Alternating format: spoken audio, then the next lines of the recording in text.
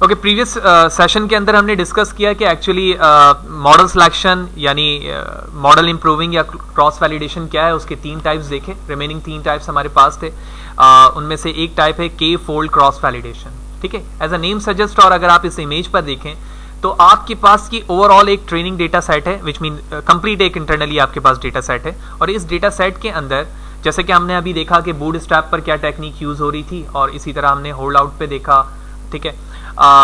इसी तरह फिर फर्दर हम आगे चले तो हमने देखा कि हम किस तरह से इंडिविजुअल वैल्यू को यानी पी वैल्यू आउट या एन वैल्यू आउट या 1 वैल्यू आउट करके हम किस तरह से उसे ट्रेन कर सकते हैं।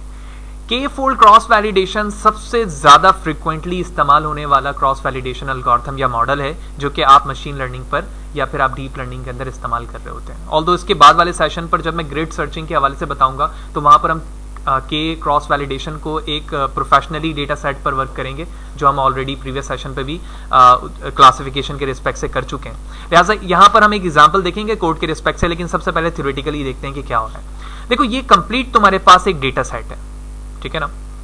आप डिफरेंट टेक्निक इस्तेमाल कर सकते हैं, 60-30, ठीक है, 70-30 कर सकते हो, 60-40 कर सकते हो, वट कुछ भी।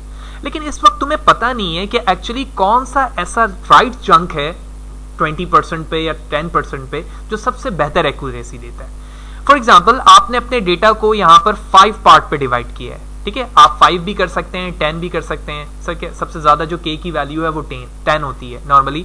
इसका मतलब ये है कि आप अपने कंप्लीट डेटा सेट को 10 हिस्सों में डिवाइड करते हैं। क्योंकि यहाँ पर 5 है तो मैं 1000 डेटा सेट को कहता हूं कि हर एक सेपरेट चंक 2000 के 200 के बराबर है, ठीक है। तो ये भी 200 हो गया, ये भी 200 हो गया, ये भी 200 हो गया, और फाइनली ये भी 200 हो गया। तो इस 200 में से सबसे पहले वाले पार्ट को मैंने एज अ यहां पर क्या लिया, टेस्ट लिया, और रेस्ट ऑफ द पार्ट को मैंने ट्रेनिंग करवाया। इसकी कोई एक्यूरेसी आ गई, वट कुछ भी, ठीक है। फिर इसी तरह फिर सेकंड चंक को मैंने क्या लिया, टेस्टिंग के लिए लिया, बाकी तमाम ट्रेनिंग के लिए इसकी भी कोई एक्यूरेसी आ गई।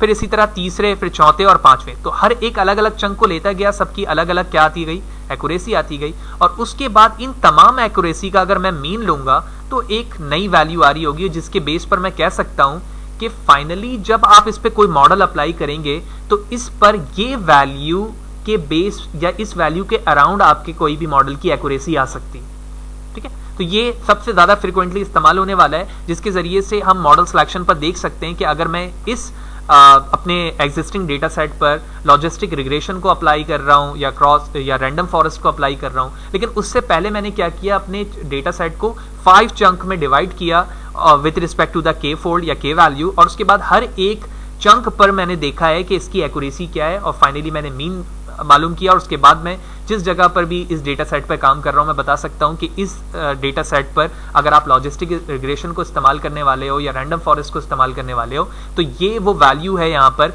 जिसके अराउंड आपकी एक्यूरेसी आ सकती है। फॉर एग्जाम्पल ये 87 है, तो मैं कह सकता हूँ 87 के अराउंड आपकी एक्यूरेसी आने वाली है। तो ये तो इसकी थ्योरेटिकली बात हो गई, और किस तरह से वर्किंग करता है वो भी हमने देख लिया।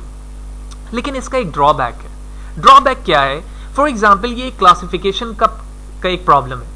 क्लासिफिकेशन पर जब तुमने इस चंक को लिया, ठीक है ना, तो फॉर एग्जाम्पल 0-1 क्लासिफिकेशन है, तो यहां पर 0 की क्वांटिटी ज्यादा है लेकिन 1 की क्वांटिटी बहुत कम है, ठीक है। मैं माइनस लगा रहा हूं आगे, तो इसका मतलब ये हुआ कि जब मैं इसको टेस्ट के लिए लेकर जाऊंगा ना, तो यहां पर जो ऑर्डर्स हैं वो चेंज हो रहे हैं, ठीक है। इसी तरह ये बात सिर्फ यहां पर नहीं बल्कि यहां पर भी एप्लीकेबल है, यहां पर भी एप्लीकेबल है, यहां पर भी एप्लीकेबल है, और यहां पे भी एप्लीकेबल है। तो जब आप डिफरेंट चंक बना रहे हो, तो लेकिन यहां तो कहीं पे भी ये हमारे थ्योरेटिकल कॉन्सेप्ट पे नहीं है कि जो वैल्यू डेटा सेट है हमारे पास, उसमें 0 और 1 की इक्वल क्वांटिटी हर चंक में होगी।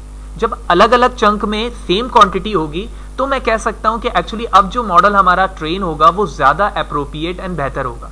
तो यहाँ रैंडमाइजेशन का कॉन्सेप्ट है, जिसकी वजह से ये ड्रॉबैक रहता है कि हर एक चंक के अंदर आपकी जो एक्यूरेसी है वो ओवरलैप कर रही होती है, ठीक है। फ्लक्चुएशन का कॉन्सेप्ट यहाँ पर रहता है, जिसके लिए हम नेक्स्ट कॉन्सेप्ट पे जाएंगे तो इसको वहां पर देखेंगे कि उस चीज को हम किस तरह से रिजॉल्व कर रहे होते हैं। लेकिन अभी हमने देख लिया कि के फोल्ड की वर्किंग कैसे हो रही होती है और उसकी एक्यूरेसी कैसे फाइंड होगी, अलग अलग चंक के वैल्यू से क्या मुराद है, और वो किस तरह से वर्क कर रही होती है। प्रैक्टिकली देखेंगे, बात समझ में आएगी।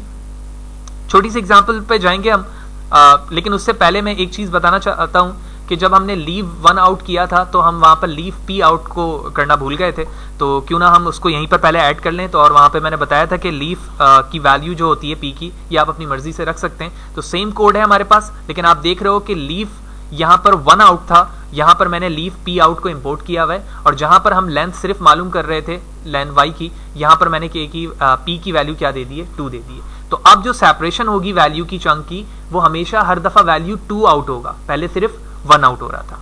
बाकी as it is same code है। मैंने इसको सेलेक्ट किया, शिफ्ट एंटर टू एग्जीक्यूट किया।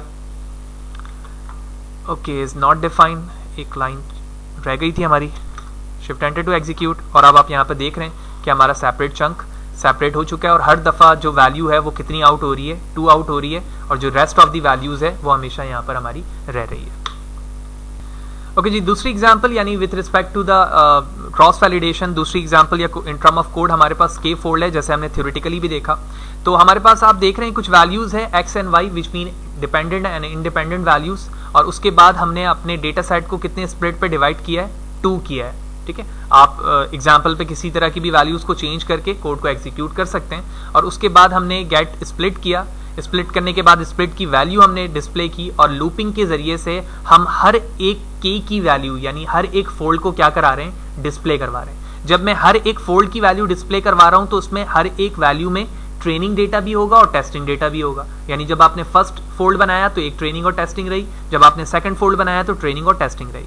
तो लिहाजा इस कोड को, जो कि बहुत स्मॉल सा है, मैंने शिफ्ट एंटर टू एग्जीक्यूट किया, और उसके बाद आप देख रहे हो कि हमारे पास 2 चंक बनकर आ गए यहाँ पर, और हर चंक के अंदर हमारी वैल्यूज की जो क्वांटिटी है वो वही है जिस तरह से फर्दर डिवाइड हुई है, क्योंकि टोटल हमारे पास जो एक्स की वैल्यू है वो 8 है, तो उसी रिस्पेक्ट से वो वैल्यू को उसी फॉर्म पर डिवाइड कर रहे हैं। बाकी जितनी बड़ी आपके पास वैल्यू मौजूद होगी आप उसी के फोल्ड के रिस्पेक्ट से उसे डिवाइड करेंगे।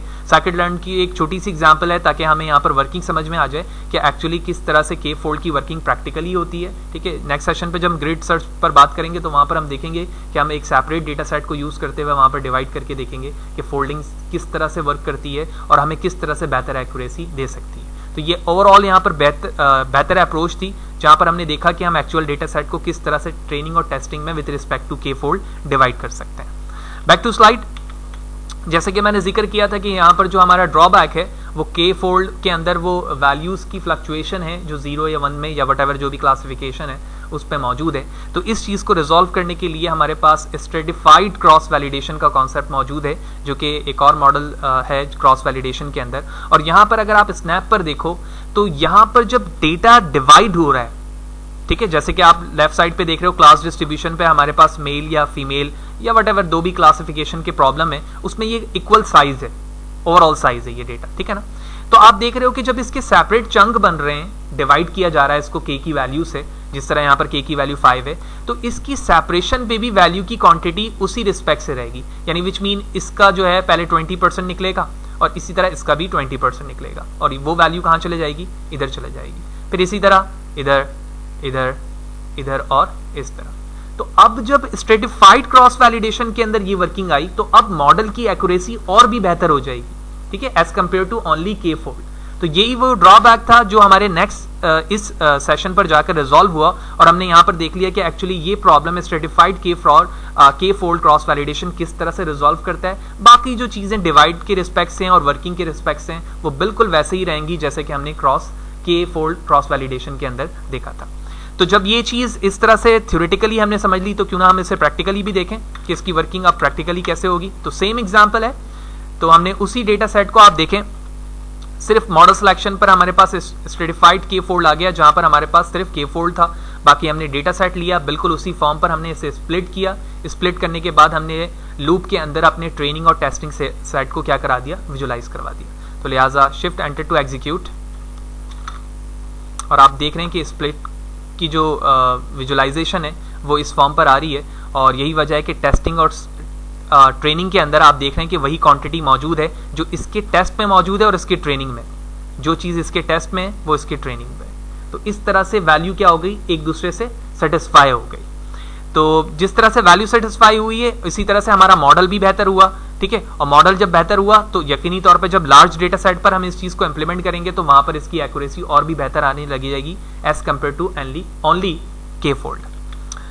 लास्ट एग्जाम्पल है या लास्ट मॉडल है हमारे पास जिसको हम टाइम सीरीज क्रॉस वैलिडेशन कहते हैं, और ये क्या है और किस तरह से वर्क करता है इस चीज को हम समझते हैं। फॉर एग्जाम्पल आपके पास अब जो आने वाला नेक्स्ट डेटा सेट है वो किसी टाइम पर बेस करता है, ठीक है। जैसे कि अभी तक हमारे पास जो भी डेटा था वो या तो रिग्रेशन का था या फिर क्लासिफिकेशन का था, तो अब जो आपके पास डेटा आ रहा है वो टाइम का है या डे का है। फॉर एग्जाम्पल आप कोई भी वर्क करते हो तो ये D1 डे 1 है, D2 है, D3 है और D4 है। अब आप देखो यहां पर बगौर, तो जो भी स्टॉक एक्सचेंज में या जो भी बिजनेस स्ट्रेटजीज हैं जहां per day to day business के अंदर वेरिएशन आती रहती है, वहां पर हर एक नेक्स्ट डे का डेटा अपने प्रीवियस डे पर क्या करता है, बेस करता है, ठीक। यहां पर अगर तुम किसी भी डेटा को यहां से निकाल दो और ये कहो कि 1 और 3 के 4 पर मैं बेस करूंगा डे 5 को, तो यहां पर हमारी एक्यूरेसी गिर जाएगी, ठीक है। क्यों? क्योंकि आपने उस सीरीज से उस डे को निकाल दिया है। जबकि जब अगर तुम याद करो जो प्रीवियस एग्जांपल पे हम देख रहे थे, तो वहां पर हम रैंडमाइजेशन यूज कर रहे थे ना, कि भाई ये वाला डेटा यहां आ जाए, ये वाला यहां आ जाए, ये यहां चले जाए, ये यहां चले जाए, कोई इश्यूज नहीं है। क्यों? क्योंकि वहां पर हमें पता था कि या तो कंटिन्यूअस डेटा है या कैटेगोरिकल डेटा है, किसी भी फॉर्म पर ये डेटा मौजूद है, हमें इसकी रैंडमाइजेशन से कोई मसला नहीं है। लेकिन यहां पर हम रैंडमाइजेशन इस्तेमाल नहीं कर सकते। यहां पर हम अपनी ट्रेनिंग के स्टेज ऐसे ही रखेंगे जो प्रीवियस स्टेज पर नेक्स्ट स्टेज को प्रिडिक्ट कर रहा हो। यही वजह है कि तुम अगर इस स्नैप को देखो तो ये तुम्हारा एक्चुअल डेटा है। इस डेटा से तुमने एक पार्ट यानी कुछ डेज को ट्रेनिंग पे इस्तेमाल किया, तो इसकी ट्रेनिंग पे टेस्ट जो होगा वो सिर्फ उसका नेक्स्ट डे ही होगा।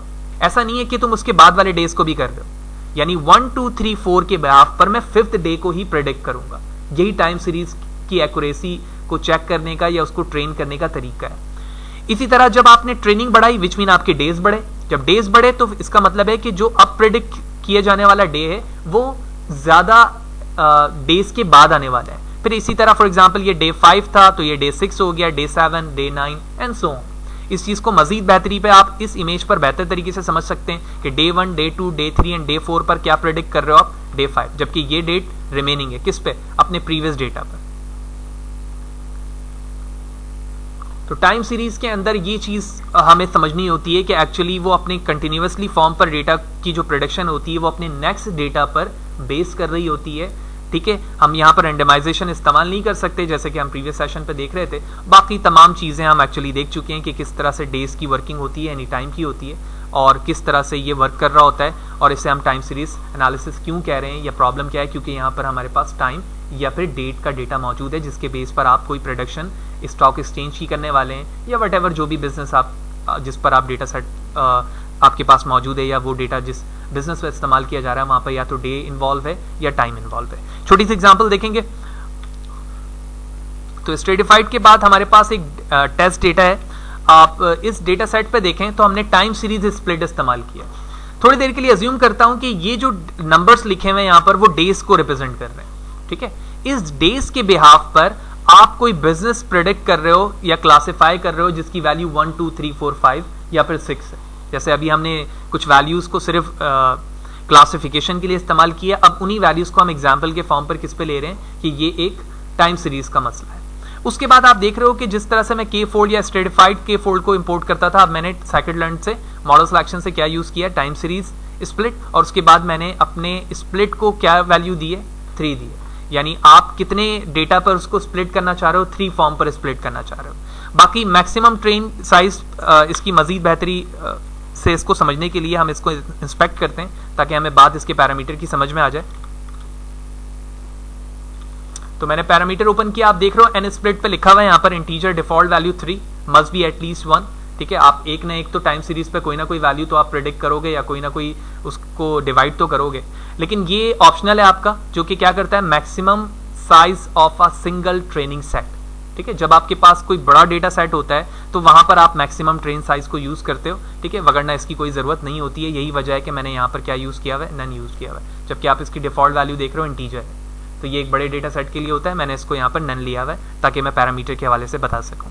लिहाजा सिलेक्शन करते हैं कोड की, बहुत सिंपल सा कोड है, शिफ्ट एंटर टू एग्जीक्यूट, और यहाँ पर आप देख रहे हो कि बिल्कुल उसी फॉर्म पर हमारी प्रोडक्शन हुई है जिस तरह डेज पे थी, ठीक है। जीरो इंडेक्सिंग से मुराद ये है कि डे 1, डे 2 एंड डे 3 पर हमें डे 3 मिल रहा है, विच मीन 4 मिल रहा है, या 0 1 2 3 के बिहाफ पर हमें 4 मिल रहा है, 0 1 2 3 4 के बिहाफ पर हमें क्या मिल रहा है, 5 मिल रहा है, जो कि हमें वो स्नैप बता रही थी जो हमने यहाँ पर देखा था। तो ये वो तमाम चीज़ें थी जो हमने सक्सेसफुली देखा दोनों सेशंस पर कि क्रॉस वैलिडेशन या मॉडल सिलेक्शन या फिर इम्प्रूविंग द मॉडल क्या चीज़ है। और हमने रैंडमाइजेशन या रैंडम स्टेट के इस एग्जांपल से ये चीज़ें शुरू की थी, जिसमें बूटस्ट्रैप देखा, होल्ड आउट देखा, लीव वन आउट या पी आउट देखा, के फोल्ड देखा, स्ट्रेटिफाइड क्रॉस वैलिडेशन और टाइम सीरीज देखी। नेक्स्ट सेशन पे जाएंगे तो हम देखेंगे कि एक्चुअली क्रॉस जो के फोल्ड वैलिडेशन है उसको हम किस तरह से ग्रिड सर्च यानी पैरामीटर ट्यूनिंग पर इस्तेमाल करके एग्जिस्टिंग के फोल्ड क्रॉस वैलिडेशन की एक्यूरेसी को मजीद कैसे बेहतर बना सकते हैं। जैसे कि हमने अपने इस सेशन पर भी डिस्कस किया था कि जब मॉडल हमारे पास सेलेक्ट हो जाए कि यही बेहतर है, लेकिन हम उसको मजीद किस तरह से उसके पैरामीटर को ट्यून करके मजीद उसकी एक्यूरेसी बेहतर बना सकते हैं।